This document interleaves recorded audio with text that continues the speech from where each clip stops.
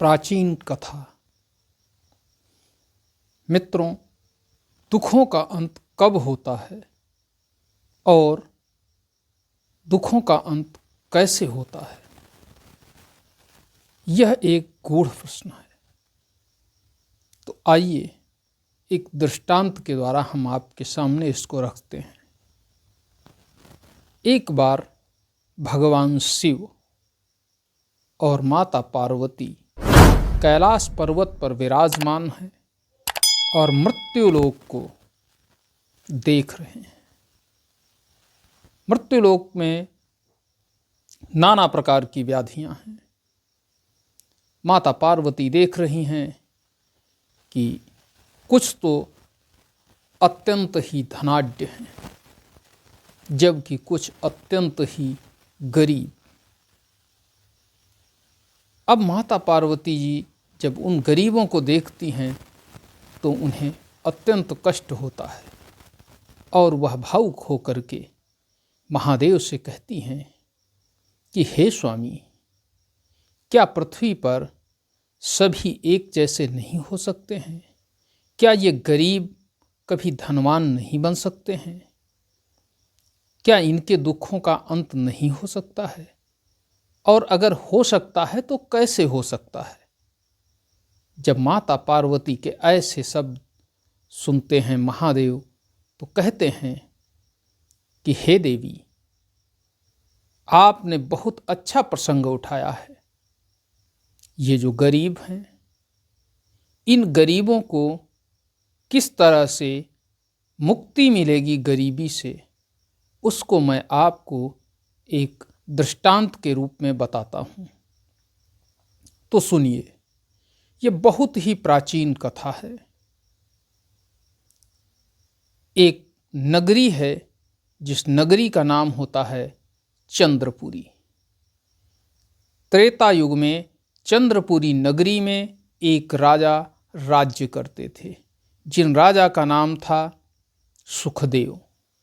सुखदेव अत्यंत ही धर्मपरायण राजा थे और वह सदैव ही दयालुता का भाव रखते थे।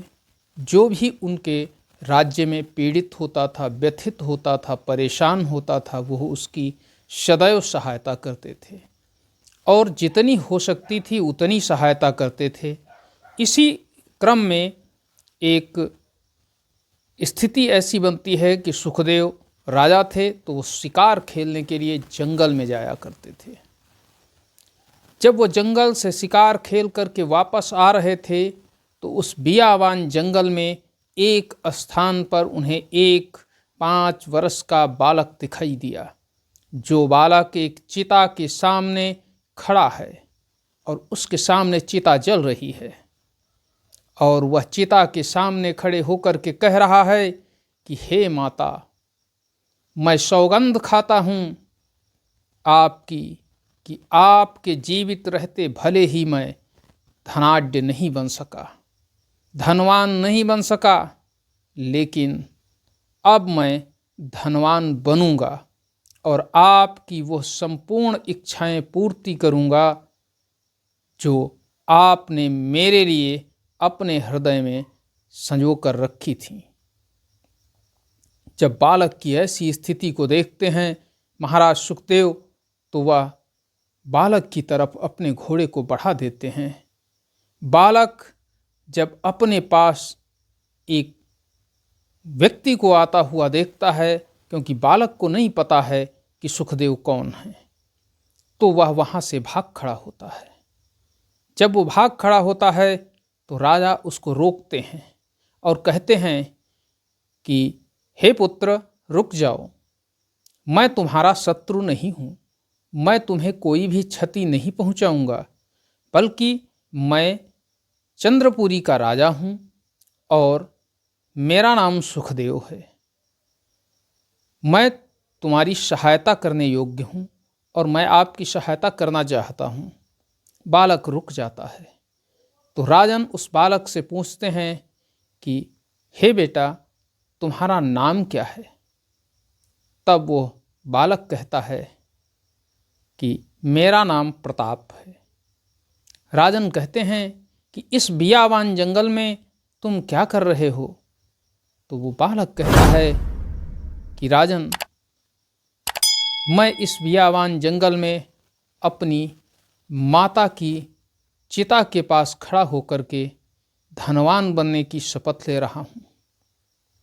राजा कहते हैं, पुत्र, तुम्हारी ये माता यहाँ कैसे पहुँची, इसके बारे में मुझे बताइए।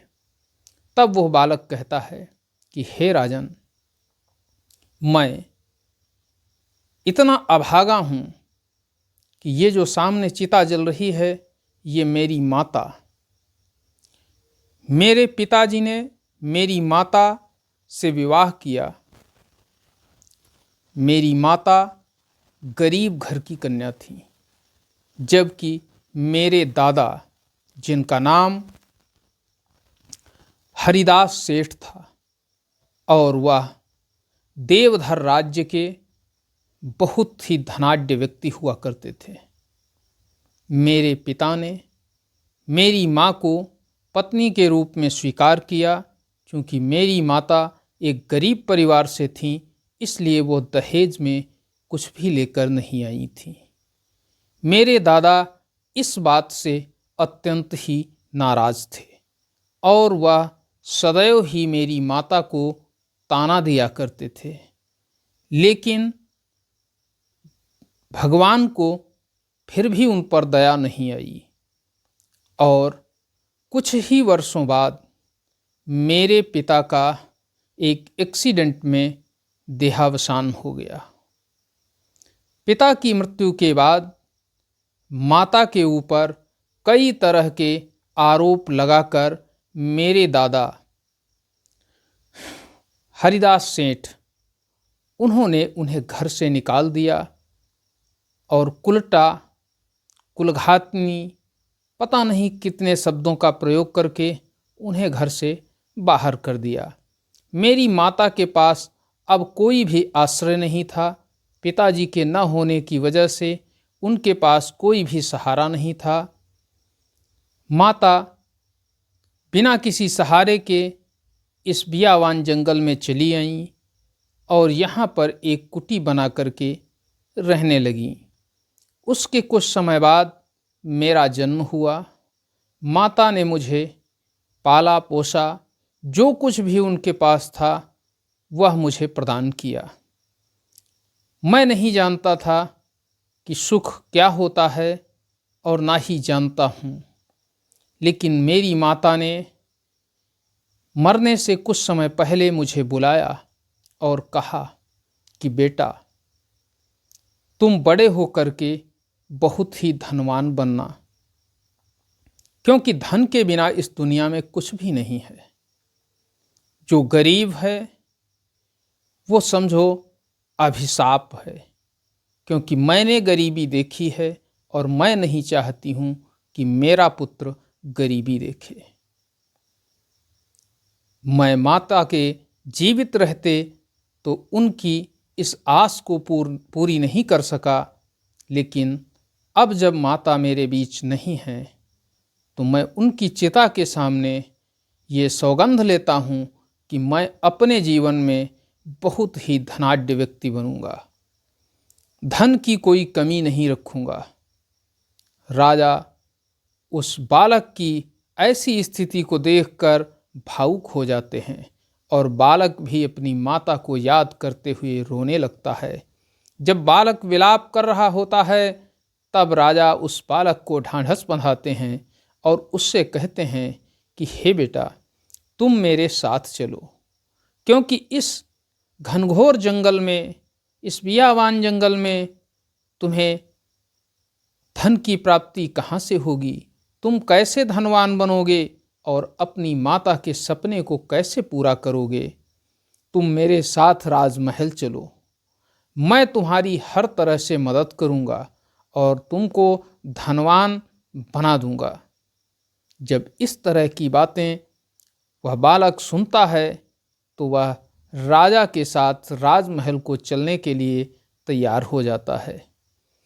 मित्रों, भगवान शंकर कहते हैं कि राजा के साथ वह बालक राजमहल को आ जाता है। राजा अपनी रानी, जिनका नाम महारानी संयोगिता होता है, उनसे कहते हैं कि हे रानी, ये बालक अब से अपने साथ राजमहल में ही रहेगा और इसकी भी देखभाल का सारा जिम्मा तुम्हारा ही होगा।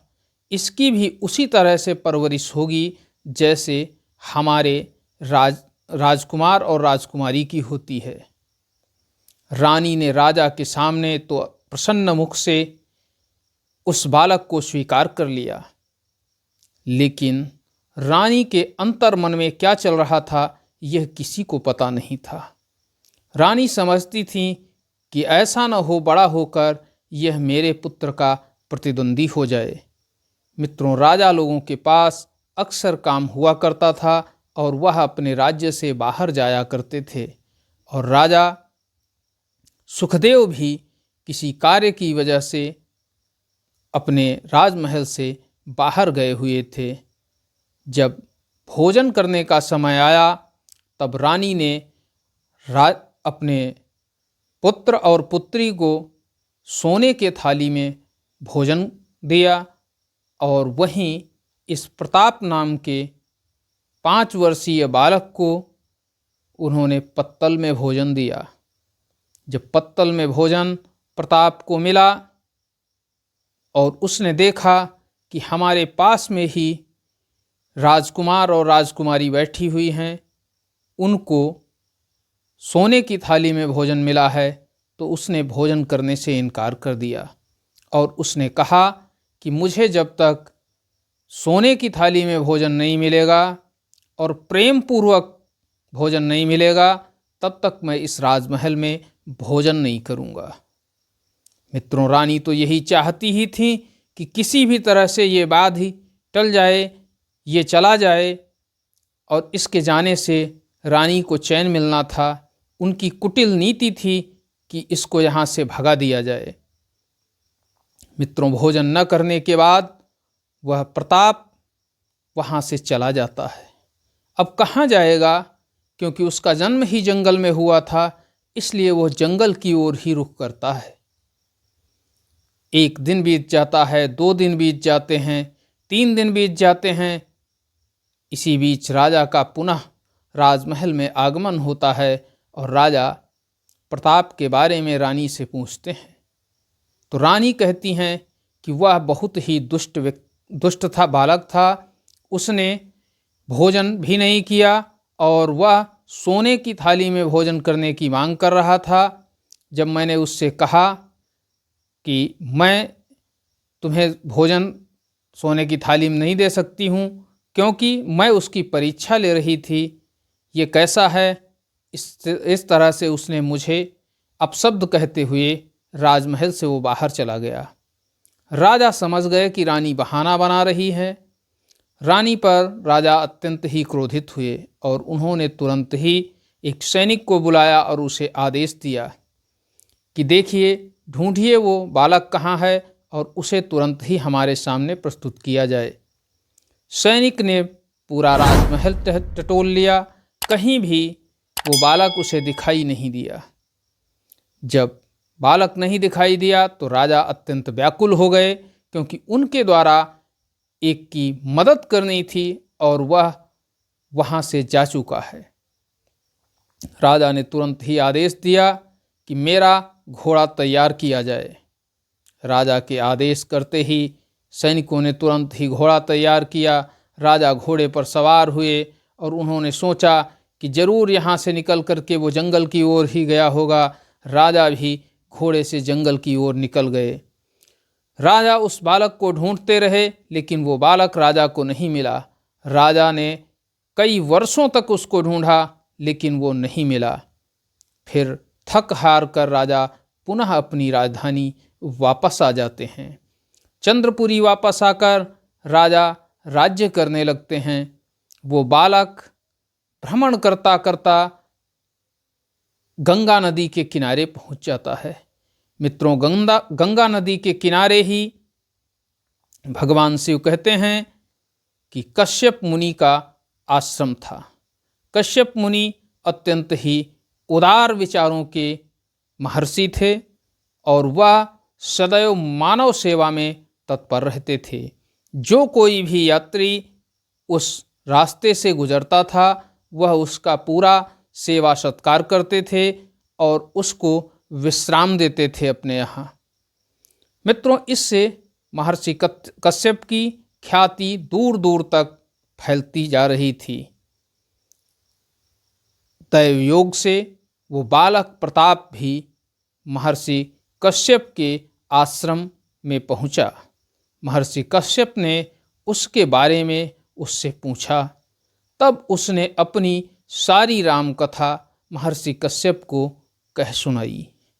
महर्षि कश्यप ने जब ऐसी दुखित स्थिति उसकी देखी तो वह भी अत्यंत ही दुखी हो गए और दुखी और भावुक होते हुए उन्होंने उस बालक से कहा कि पुत्र, तुम धनवान बनना चाहते हो तो धनवान बनने के लिए ज्ञान की आवश्यकता होती है और ज्ञान तभी प्राप्त हो सकता है जब तुम्हारे पास शिक्षा हो।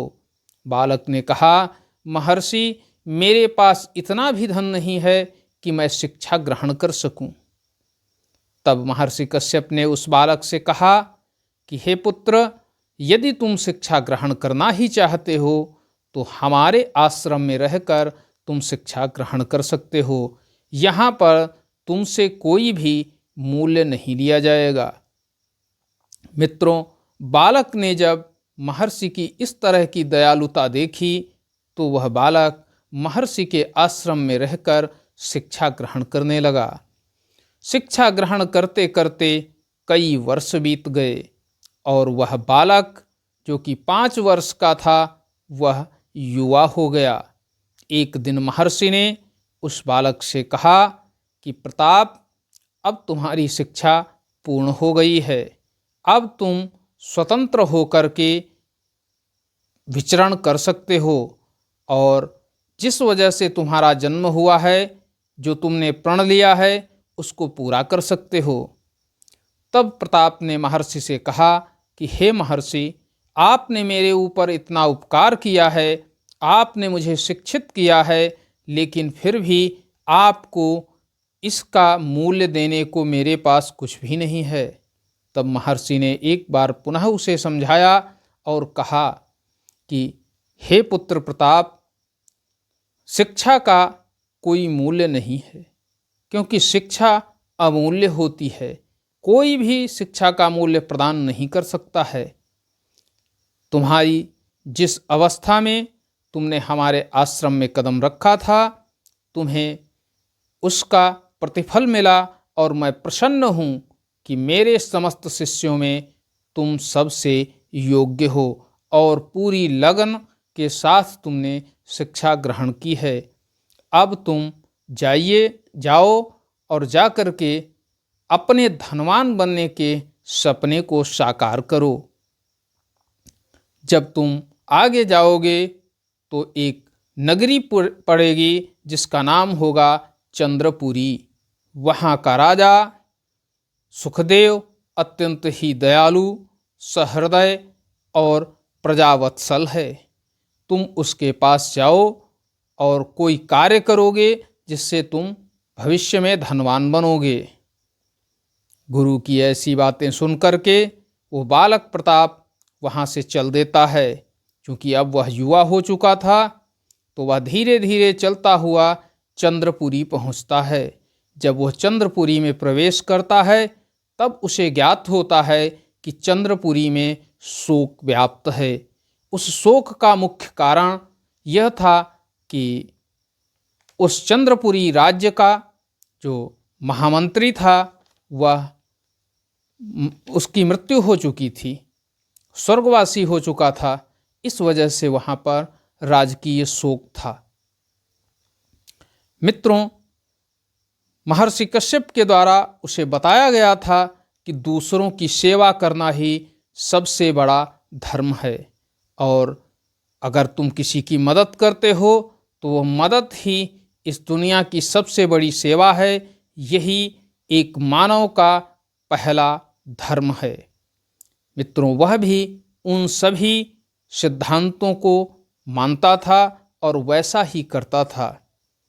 जब उसे पता लगा कि जो महामंत्री था उसकी मृत्यु हो चुकी है, तब उसने वहीं चंद्रनगरी में ही रुकना शुरू कर दिया। कुछ दिन बीते और जो राजकीय अवकाश था वो समाप्त हुआ और ये पता चला कि आज मंत्री का चयन होना है, इसलिए सभा बुलाई गई है। सभा में वह प्रताप नाम का युवक भी पहुंचा। जब प्रताप युवक सभा में अन्य लोगों के साथ बैठा हुआ था कि तभी राजा के सेनापति ने कहा, महाराज, जो महामंत्री का पद खाली हुआ है उसको भरना अति आवश्यक है, क्योंकि यह अत्यंत ही महत्वपूर्ण पद है और मेरी आपसे अपील है कि आप महामंत्री के पुत्र को ही महामंत्री पर मनोनीत कर दें, महामंत्री बना दें। राजा कुछ बोल पाते उससे पहले ही उस प्रताप नाम के युवक ने कहा कि हे राजन,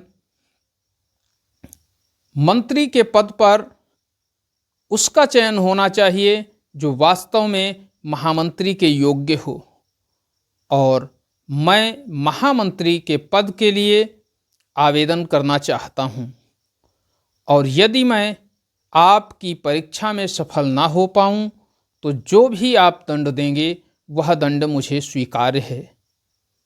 उसके ऐसा कहते ही संपूर्ण सभा उसकी तरफ देखने लगी।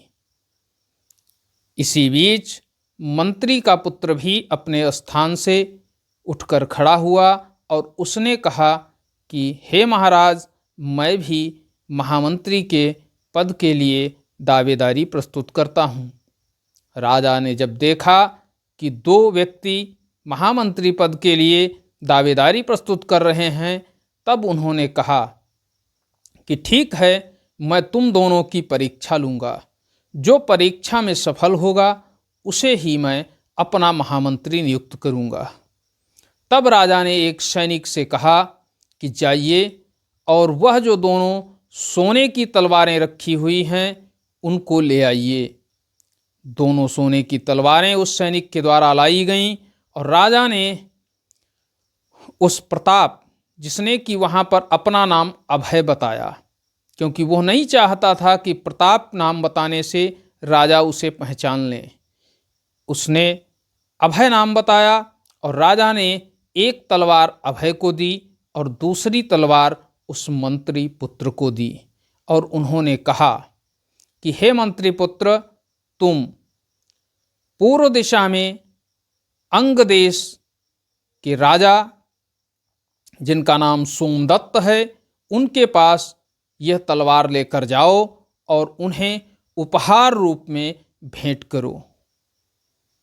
और वहीं इस अभय नाम के युवक से कहा कि तुम मध्य देश की ओर जाओ और वहाँ के राजा वीरभद्र को यह उपहार मेरी तरफ से भेंट करो। इतना कहते ही उनको आज्ञा मिल गई और दोनों ही अपने अपने गंतव्य की ओर को निकल पड़े। जब अंग देश के राजा सोमदत्त की सभा में वो मंत्री का पुत्र पहुंचा तो उसने कहा कि हे राजन, हमारी चंद्रपुरी के राजा सोमदत्त ने आपके लिए ये तलवार भेजी है और आप इसे ग्रहण करें। राजा ने वो तलवार अपने हाथ में ली और जब उसको म्यान से बाहर निकाला तो उसकी नोक पर लाल रंग लगा हुआ था। लाल रंग देखते ही राजा प्रश्न कर बैठे और उन्होंने कहा कि इस लाल रंग का मतलब क्या है, क्या अभिप्राय है। तब उस मंत्री पुत्र के द्वारा, क्योंकि उसे तो ज्ञात नहीं था कि इस लाल रंग का क्या अभिप्राय है, तो उसने तुरंत ही कहा कि हे राजन, ये लाल रंग ये दर्शाता है कि आप हमारे राजा सोमदत्त की हमारे राजा जो चंद्रपुरी के हैं उनकी अधीनता आप स्वीकार कर रहे हैं। ज्यों ही ये अधीनता स्वीकार करने की बात राजा सोमदत्त के सामने आती है तो वह तुरंत ही कहते हैं अपने सेनापति से कि सेनापति, ये चंद्रपुरी के राजा की इतनी हिम्मत कि वह मुझे अधीनता स्वीकार करने के लिए कहे। तुरंत ही सेना तैयार की जाए और अभी इसी क्षण उस पर आक्रमण के लिए कूच किया जाए। ज्यों ही राजा के इस तरह के तेवर देखता है वो मंत्री पुत्र, वो भयभीत हो जाता है और कैसे ही वहां से निकलकर भाग पड़ता है। मित्रों, दूसरी ओर मध्य देश में राजा वीरभद्र के सामने वो अभय नामक युवक पहुंचता है और वह पहुंचकर बड़ी ही विनम्रता के साथ महाराज वीरभद्र को प्रणाम करता है और उन्हें वह तलवार भेंट करता है और बताता है कि यह तलवार चंद्रपुरी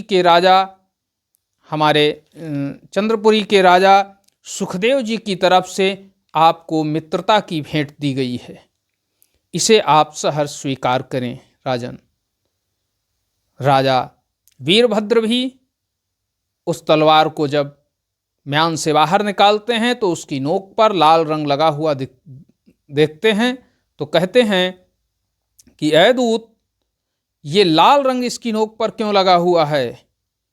क्योंकि वीरभद्र के द्वारा ऐसा जब प्रश्न किया गया तो इसके लिए अभय नामक युवक भी तैयार नहीं था। वह भी सोच में पड़ जाता है, किंतु वह उत्तर देता है कि हे राजन, मेरे राजा को आपकी मित्रता अत्यंत ही प्रिय है और यह तलवार के ऊपर जो लाल रंग लगा है यह इसकी निशानी है कि उन्होंने आपका तिलक किया है। वह किसी भी स्थिति में आपकी मित्रता को पाना चाहते हैं। जब इस तरह के शब्द सुने राजा वीरभद्र ने तो उन्होंने कहा कि हे दूत, मैं चंद्रपुरी के राजा की मित्रता के लिए तैयार हूँ और मैं आशा करता हूँ कि चंद्रपुरी के राजा सुखदेव का मैं सच्चा मित्र बन सकूं। उसने ऐसा कहते हुए उस दूत को बहुत ही सम्मानित किया, साथ ही साथ उसे सेना की एक टुकड़ी प्रदान की, ढेर सारे हीरे जौहरात प्रदान किए और उसके बाद उसे वहाँ से विदा किया। मित्रों, इधर वह मंत्री पुत्र भागता हुआ राजा के पास पहुँचा। राजा सुखदेव ने उससे पूछा कि क्या स्थिति रही, क्या कहा राजा सोमदत्त ने? तो उसने कहा कि हे राजन, आपने तलवार देने के लिए कहा था, मैंने उन्हें तलवार दी है। और उन्होंने पूछा ये लाल रंग क्यों लगा था, तो मैंने बताया कि हमारे राजा की अधीनता स्वीकार करनी है। तब तक एक सैनिक दौड़ता हुआ आता है और वो राजा से कहता है कि हे राजन, अंग देश के राजा सोमदत्त की एक बड़ी भारी सेना हम पर आक्रमण करने के लिए तेजी से हमारी ओर बढ़ती चली आ रही है। राजा ने ज्यों ही ये शब्द सुने तो राजा अवाक रह गया, क्योंकि चंद्रपुरी एक छोटा राज्य था और उसकी इतनी ताकत नहीं थी कि वह अंग देश के राजा सोमदत्त का मुकाबला कर सके। इसलिए वह अत्यंत ही चिंतित हो गया और उसने तुरंत ही अपनी सभा बुलाई।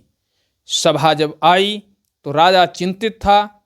ऐसी स्थिति में तब तक वह अभय नाम का युवक, जो कि दूत बन करके मध्य देश के राजा वीरभद्र के पास गया था, वह भी वापस आ जाता है और वह कहता है कि हे राजन, चिंतित होने की कोई आवश्यकता नहीं है। तो राजा उससे पूछते हैं कैसे? तब वो बताता है कि मध्य देश के राजा वीरभद्र ने आपकी मित्रता स्वीकार कर ली है और उन्होंने हमें एक जाबाज सैनिक टुकड़ी भी प्रदान की है, जो कि राजमहल के बाहर खड़ी है तैयार। उसके पास अच्छे अच्छे अस्त्र शस्त्र हैं। मैं आपसे ये रिक्वेस्ट करता हूँ कि आप अपने सेनापति से कहें कि वह उस टुकड़ी को साथ में लेकर के राजा सोमदत्त को बाहर ही अपनी सीमा से दूर ही रोक दें और तब तक हमारी सेना तैयार हो जाएगी युद्ध करने के लिए। और हमें राजा सोमदत्त की सेना पर दोनों तरफ से आक्रमण करना होगा। जब दोनों तरफ से आक्रमण करेंगे तो विजय हमारी निश्चित हो जाएगी। राजा ने वैसा ही किया और कुछ दिन युद्ध चलने के बाद राजा की विजय हो जाती है। अंग देश का राजा सोमदत्त हार जाता है। युद्ध जीतने के बाद राजा सभा बुलाते हैं और उस सभा में महामंत्री के पद की घोषणा करते हैं और अभय को महामंत्री बना दिया जाता है। जब ऐसी स्थिति उत्पन्न होती है तब वह मंत्री पुत्र कहता है कि हे राजन, आपने एक जैसी ही तलवार हम दोनों को दी थी और मैंने भी वही किया जो आपने कहा था, लेकिन आपने मुझे महामंत्री का पद क्यों नहीं दिया? तब राजा उसको उत्तर देते हुए कहते हैं कि हे मंत्री पुत्र, तुम्हारी वजह से, क्योंकि तलवार दोनों को एक जैसी ही दी गई थी, दोनों पर लाल रंग लगा हुआ था, महामंत्री की चातुर्यता ही उसकी सबसे बड़ी ताकत होती है और तुमने अकारण ही अंगदेश को हमारा सदैव के लिए दुश्मन बना दिया और वही तलवार मैंने अभय को प्रदान की और उसने सदैव के लिए मध्य देश को हमारा मित्र बना दिया। इसलिए यदि मैं तुम्हें महामंत्री बनाता तो आज नहीं तो कल जितने भी राजा थे सब से हमारा वैर हो जाता और अभय के महामंत्री बनाने से संभवतया भविष्य में सारे राजाओं से हमारी मित्रता हो जाए। ऐसा कहते हुए राजा ज्यों ही अपने शब्द रोकते हैं, वह मंत्री पुत्र सर नीचे किए हुए बाहर चला जाता है। मित्रों, घोषणा हो जाती है। घोषणा के बाद राजा अभय को अपने साथ लेकर के राजमहल में जाते हैं और वहाँ भोजन की थाली आती है।